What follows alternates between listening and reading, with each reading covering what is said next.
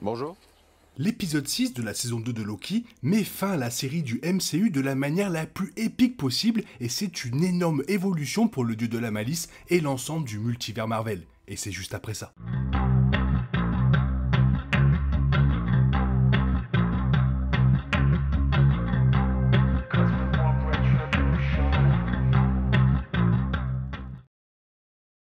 Après avoir essayé si désespérément de sauver chaque chronologie d'une destruction catastrophique tout au long des saisons 1 et 2, le méchant devenu héros est confronté au défi ultime de revenir sur une tragédie qui s'est déjà produite. La fin de l'épisode 5 de la saison 2 a ramené Loki au moment juste avant l'explosion des chronologies à la TVA, avec suffisamment de connaissances pour comprendre ce qui est sur le point de se produire, mais pas assez pour savoir comment l'empêcher. Heureusement, Loki a enfin maîtrisé son pouvoir de glissement temporel, qui lui permet de voyager dans le temps à n'importe quel moment de son passé. Techniquement, Loki a tout le temps qu'il pourrait demander, mais il doit toujours se concentrer sur la recherche d'un moyen d'empêcher chaque chronologie existante d'exploser et de détruire toutes les réalités. Mais au-delà de sa capacité à remonter le temps, Loki utilise également son intelligence et son courage pour déjouer celui qui demeure, empêcher les chronologies d'exploser et sauvegarder chaque chronologie sans faire aucun sacrifice autre que lui-même, ce qui conduit à certains des moments les plus excitants de tout le MCU pendant la conclusion époustouflante de cet épisode 6. La première révélation choquante du final de la saison 2 survient lorsque Loki s'engage à apprendre à réparer les chronologies, car non seulement il répète le processus suffisamment de fois pour mémoriser ce que le variant bienveillant de Kang, Victor Timely, doit faire, mais maîtrise également l'ingénierie sur le cours des siècles. L'épisode 6 ne précise pas exactement combien de temps Loki passe à étudier le travail d'Ouroboros, mais il est possible qu'il apprenne tout sur le processus en moins de 3 siècles. Il s'agit d'un exploit similaire à celui réalisé par le Docteur Strange contre Dormammu, alors que le sorcier a passé ce qui pourrait être des centaines d'années à négocier avec le démon dans une boucle temporelle. Les efforts impressionnants de Loki aboutissent à une dernière tentative réussie pour sauver les chronologies qui se multiplient. Suivant les instructions de Loki, Victor Timely essaye de faire le nécessaire, permettant aux lignes temporelles de passer sans s'effondrer, et il réussit. Malheureusement, la victoire de Loki ne dure pas longtemps, car Ouroboros et Victor Timely se rendent compte que les chronologies ne font que se multiplier de manière exponentielle et à l'infini. Les plusieurs siècles de préparation de Loki n'ont donc servi à rien, mais sur une note positive, sa seule tentative réussie de réparer les chronologies sauve la vie de Victor Timely, ce qui fait pour la TVA un allié assez improbable. Un retour surprenant dans le final de la saison 2 est celui qui demeure, décédé aux mains de Sylvie lors du final de la saison 1. Ici, le dernier commentaire de celui qui demeure avant sa mort, disant à Sylvie « See you soon », à bientôt, commence à prendre tout son sens. Alors que Loki revient au dernier instant de celui qui demeure, le méchant révèle qu'il savait déjà que Loki reviendrait à ce moment. En fait, mourir a toujours fait partie du plan, qui consiste également à forcer Loki à tuer Sylvie afin d'épargner celui qui demeure et ainsi sauver la chronologie sacrée. Cependant, Loki refuse de suivre le plan et fait à la place un sacrifice complètement différent, le sien.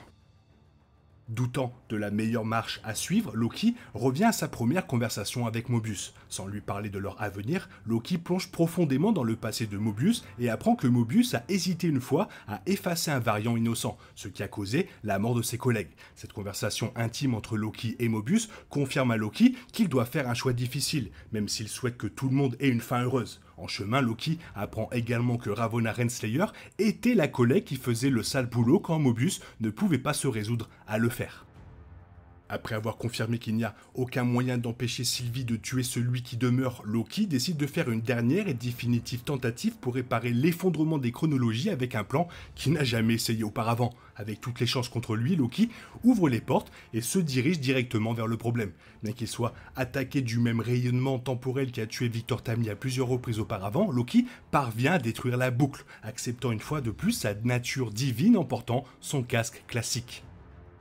Une par une, Loki saisit chaque chronologie et les emmène avec lui à l'endroit qui était autrefois la citadelle à la fin des temps. Bien qu'il ait abandonné son souhait d'un trône dans la saison 1, Loki se retrouve désormais responsable de détenir et de protéger chaque chronologie, assis sur un trône à la fin des temps. Une fois que Loki a uni les lignes temporelles, elles prennent la forme d'Yggdrasil, l'arbre mythique qui relie tous les royaumes les uns aux autres dans la mythologie nordique. Cependant, la nouvelle version d'Yggdrasil du MCU englobe le multivers au lieu de se limiter aux 9 royaumes, et j'y reviens à la fin. Loki a peut-être donné un peu d'ordre au multivers, mais cela ne signifie pas que la menace de celui qui demeure et de ses variants a été arrêtée pour de bon. À la TVA, Mobius montre à B15 qu'un variant de celui qui demeure est apparu sur un royaume adjacent au 616. Comme le montre son rapport, Mobius parle de la défaite de Kang le Conquérant contre Ant-Man et sa famille à l'intérieur du royaume quantique dans Ant-Man et la Guêpe Quantumania. Curieusement, Kang le Conquérant est censé être le plus dangereux de ces variants, mais même Mobius l'ignore en disant « ils s'en sont occupés, donc tout va bien pour le moment ». Un élément de l'intrigue que le final de la saison 2 laisse ouvert est l'effacement de Ravonna Renslayer, qui se révèle être bloqué dans le vide. Le sort de Ravonna Renslayer est incertain car elle semble se retrouver face à face avec Elliot dès qu'elle reprend conscience. Même si Elliot pourrait facilement la tuer, il est possible qu'elle trouve un moyen de survivre. Après tout, cette brève scène laisse également apparaître des indices mystérieux sur des histoires potentielles dans le futur, à savoir la pyramide en arrière-plan qui pourrait faire allusion au variant Ramatut du pharaon de Kang, ainsi qu'une inscription délabrée au sol arborant la devise « Pour tous les temps, toujours ». Le final de la saison 2 termine le voyage de Mobius jusqu'à présent sur une note positive avec son retour dans un continuum espace-temps régulier. Mobius fait savoir à B15 qu'il va faire une pause avec la TVA pour reprendre contact avec ses origines humaines, bien qu'il n'ait aucune connexion sur Terre qui pourrait facilement lui permettre d'avoir une vie relativement normale, et c'est peu probable qu'il se fasse passer pour son propre lui pour y parvenir. Puisque Sylvie est également incertaine quant à son avenir, l'épisode 6 de la saison 2 suggère qu'ils se soutiendront mutuellement dans leur nouvelle vie. Après tout, ils pourraient revenir à la TVA ou visiter n'importe quel moment quand ils le souhaitent. Bien qu'Yggdrasil soit important pour la mythologie nordique réelle, il a également été mentionné dans le MCU comme faisant partie de la culture asgardienne. L'arbre du monde ou arbre de vie a été mentionné dès 2011 dans Thor comme faisant partie du cosmos du MCU de la même manière qu'il est décrit dans la mythologie nordique. Thor dit à Jane que l'arbre du monde est ce qui maintient le cosmos ensemble. L'épisode 6 parle de cette référence mais d'une manière bien différente. Plutôt que l'arbre ne maintienne les royaumes du cosmos ensemble dans le MCU, Loki a réécrit cette histoire en plaçant l'arbre du monde au centre du multivers. Yggdrasil est désormais vital pour l'expansion du multivers avec Loki en son centre, maintenant ensemble les branches des lignes temporelles en expansion. Plutôt que d'être simplement vital pour l'infrastructure du cosmos comme Thor le pensait autrefois, l'épisode 6 a complètement réécrit ce moment d'il y a 12 ans en arrière en remodelant l'arbre du monde dans toute la structure du multivers et pour l'avenir du MCU. Voilà, maintenant il me tarde de voir ce que tu as pensé du dernier épisode de la saison 2, n'hésite pas à me le faire savoir dans la zone commentaire, sinon il est temps pour toi de reprendre le cours normal de ta vie. Bien sûr, on se retrouve bientôt pour une nouvelle vidéo, bisous bisous, bye bye. Oh yeah, we want retribution.